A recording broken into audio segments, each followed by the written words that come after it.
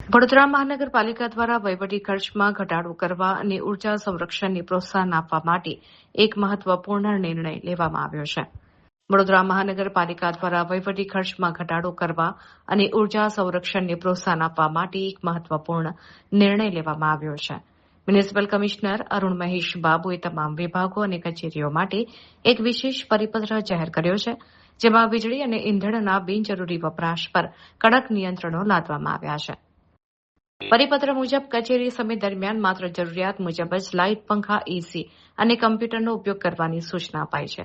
ખાસ કરીને જે કેબિન કે વિભાગોમાં કુદરતી પ્રકાશની પૂરતી વ્યવસ્થા હોય ત્યાં લાઇટો બંધ રાખવા જણાવાયું છે. જો કોઈ અધિકારી કે કર્મચારી પોતાની બેઠક પર હાજર ન હોય તો તેમના કેબિનના વીજ ઉપકરણો ફરજિયાત બંધ રાખવાના રહેશે. વધુમાં કચેરીના સમય પહેલા અને પછી તમામ ઉપકરણો બંધ છે તેની ખાતરી કરવાની જવાબદારી પણ સોંપવામાં આવી છે. માત્ર વીજળી જ નહીં પરંતુ પાલિકાના વાહનોના બિનજરૂરી વપરાશ પર પણ રોક લગાવવામાં આવી છે. ઇંધણ ખર્ચ ઘટાડવા માટે વાહનોનો ઉપયોગ માત્ર અનિવાર્ય કામગીરી માટે જ કરવા આદેશ અપાયો છે. કમિશનરે ભારપૂર્વક જણાવ્યું છે કે વીજળી અને ઇંધણ એ રાષ્ટ્રીય સંપત્તિ છે. પર્યાવરણ જતન અને આર્થિક કરકસરના હેતુથી લેવાયેલો આ નિર્ણય પાલિકાની શિસ્ત અને જવાબદારીના ભાગરૂપે જોવામાં આવી રહ્યો છે.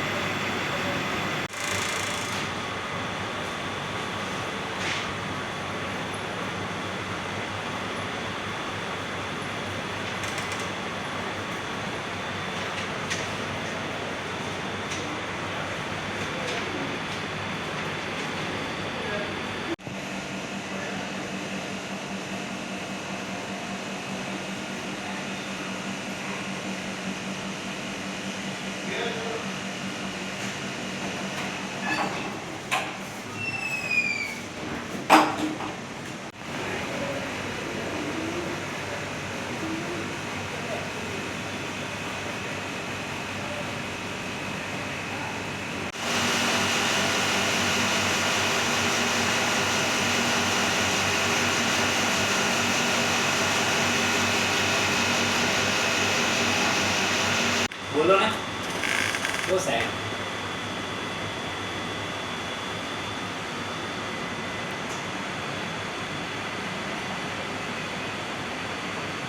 તો ખાસ કરીને અત્યારે જે એનર્જી કન્ઝર્વેશન અને એનર્જી એફિશિયન્સી રૂલ્સ છે એમાં ઓફિસર્સને તમામ ઓફિસર્સમાં સેન્સર બેઝ થઈ ગયું છે, પણ જે પણ ઓફિસમાં સેન્સર બેઝ નથી એમને અમે રિક્વેસ્ટ કરી છે કે એનર્જી કન્ઝર્વેશન માટે લાઇટ ફેન જ્યારે પણ અધિકારી હોય ત્યારે જ વાપરવાનું, બાકીના ટાઈમ લાઇટ ફેન વાપરવાનું નહીં. એ મુદ્દામાં ચાલી રહ્યા છે અત્યારે નવા